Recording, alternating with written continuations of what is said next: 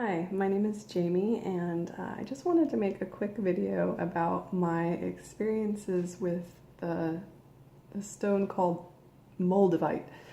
Um, if you look at my previous videos, ever since basically video number 2, which is when I met my spirit guides rather intensely, I've had a complete shift in how I see things, and I try to be as completely open-minded and curious and accepting and still having discernment, but being certainly more open-minded and curious, and having my own experiences with things. So I did some research about Moldavite, and I knew that I wanted to have some.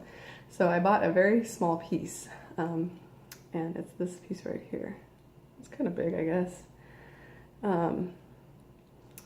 And I was living in Amsterdam at the time, and I purchased this piece, and I put it next to my nightstand, and I had it next to my bed for probably about a week.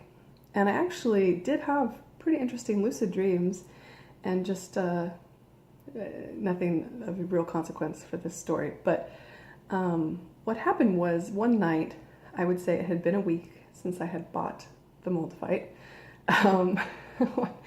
Excuse me. I went downstairs to take the trash out with my son, who was 2 at the time, just to get him out of the house. And it was late. It was definitely dark. And so I'm taking him downstairs, and in Amsterdam, the trash is underground, and so you have to kind of pull these things up and push it underground. And there was nobody on the street. We lived in the suburbs, so it was very, very quiet. Hardly even street lights, really, that were doing much. So it was a very dark, very quiet place. And all of a sudden, I heard singing. And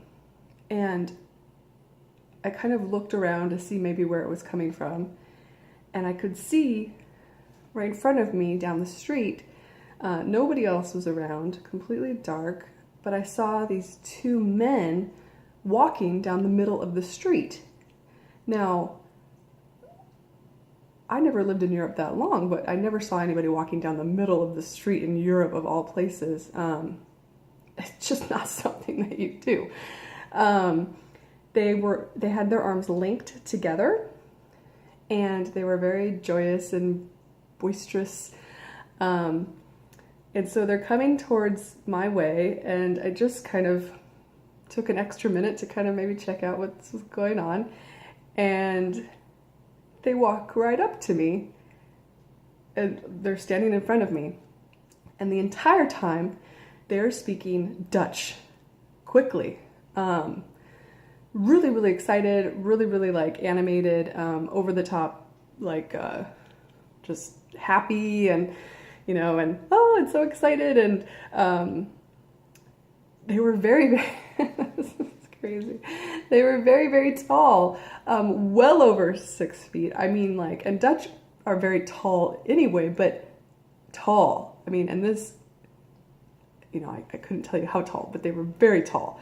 And I'm tall. Instantly, they were very interested in my son.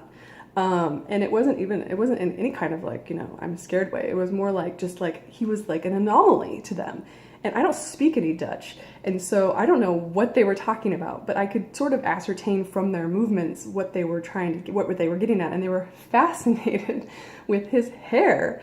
And he's just a little boy with like strawberry blonde hair. I mean, it's not really, so they were touching it, like touching his hair and saying things like, oh my God, like, oh, look at his hair. And like, just very, very into it. And that's honestly when I noticed their hands.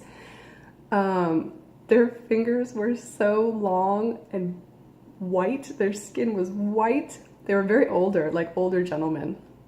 And they were wearing vintage clothing. I mean, vintage clothing, like mismatched insanity of vintage clothing. Like, one of them had like a feather in his hat, and they're really tall, and they have like long fingers, and their skin was almost like paper because it was so like they were older, but it's so hard to describe and it sounds crazy. They also were very interested in my son's shoes and did a whole thing about the shoes, like, oh, look at the shoes, and like, and again, it's in Dutch, I don't know, but they're like, oh, look at the shoes, and so, and then they just kind of, you know, I'm like, okay, yeah, and then I watch as they kind of just go about and like flitter away just onto the next thing to be excited about, just down the street, like in the middle of the street still singing, and like a song that's like people sing together at a bar kind of a thing, like a, you know, like a chant or something that like you sing during like maybe sporting events or something. Anyways, it was bizarre.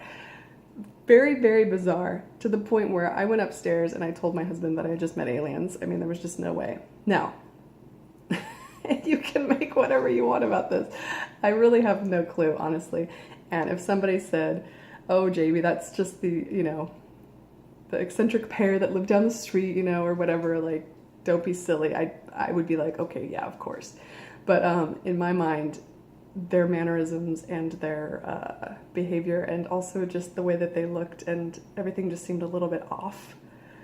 And then all the clothing that was all mismatched, it just was too bizarre. And so I can't believe I'm sharing this story. I mean, in a lot of ways, what does it matter? But I think it's interesting, and it certainly makes life a little bit more interesting to be able to have these stories. So anyways, let me know what you think of that, and I'll talk to you soon.